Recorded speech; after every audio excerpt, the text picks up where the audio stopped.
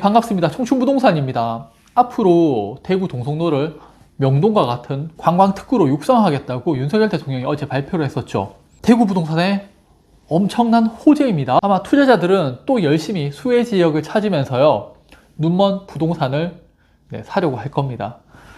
그럼 오늘은요, 대구 동성로 국제관광특구 이 내용에 대해서 알아보도록 하겠습니다.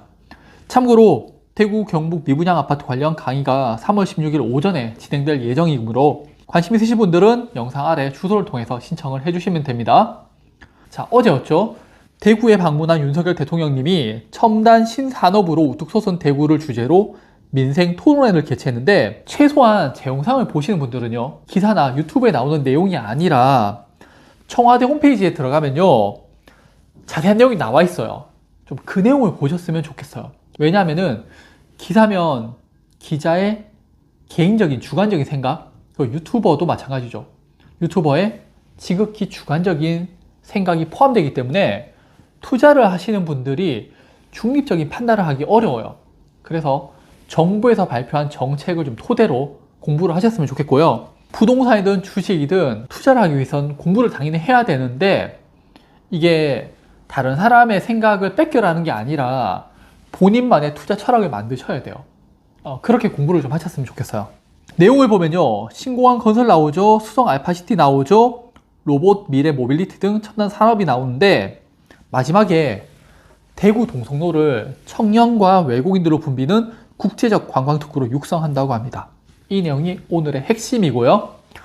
청와대 홈페이지 들어가면요, 자세한 내용 확인하실 수 있으니까 꼭 한번 읽어보세요. 최소한 윤석열 대통령이 대구를 앞으로 어떻게 변화시키겠다라는 의도를 엿볼 수가 있죠. 비록 총선을 앞두고 있지만. 그리고 자료를 보면요, 동성로 관광특구의 위치도가 나옵니다. 대략 현대백화점 뒤편으로 해서 진골목이나 화교가 있는 그 자리 같아요. 제가 얼마 전에도 그 진골목에 있는 미도다방 친구랑 다녀왔었거든요. 제가 20대, 30대 때 많이 갔던 곳이에요. 그 진골목 안에 칼국수 팔고 호박전 팔았던 곳 있잖아요. 요즘은 문 닫았던데 거기도 상당히 자주 갔었어요. 좀 안 어울리죠. 옛날에 중앙시네마 있잖아요. 제가 거기서 알바를 했거든요. 그래서 가끔 이제 지배인님이라고 하셔도 연세 많으신 분이었는데, 가끔씩 저를 이제 그런 식당으로 데리고 가서 밥을 사주셨죠. 그러다 보니까 저도 그런 곳을 상당히 좀 좋아합니다. 아무튼 여기를 동성로 관광특구로 하겠다라고 발표를 했는데, 그런데 이 지도 어디서 많이 보지 않으셨어요? 저는 많이 봤습니다. 작년 여름쯤에요, 동성로 르네상스라고 발표를 해요, 대구시에서. 그 지도하고 거의 유사합니다. 자, 하물며 동성로 관광특구까지 똑같아요. 이때 젊은이들을 찾는 거리로 만들겠다고 뭐 대학교 기숙사하고, 그리고 무슨 유럽풍 노천 카페 거리 이런 거 만들겠다라고 했었죠. 그걸 이번에 윤석열 대통령이 다시 이야기를 했는 거예요.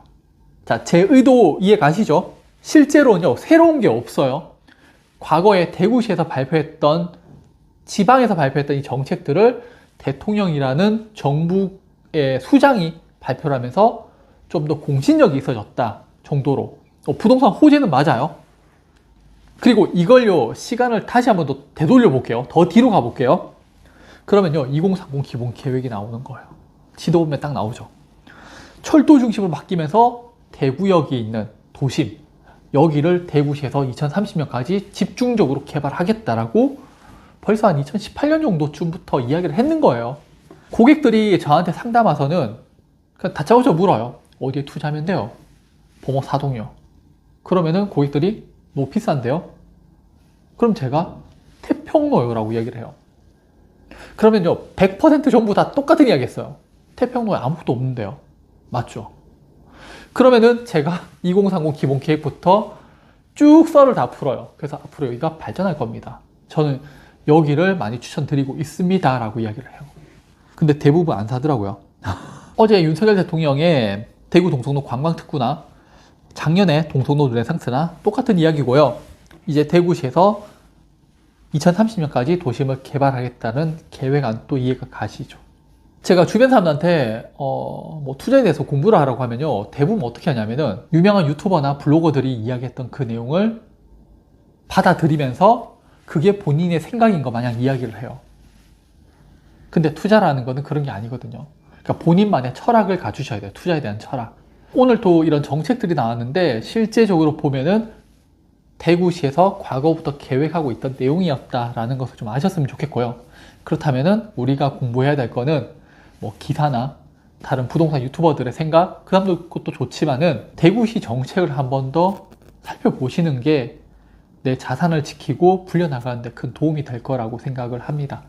네, 그럼 오늘 영상도 봐주셔서 감사하고요. 또 다음번에 다른 영상으로 찾아뵙도록 하겠습니다. 감사합니다.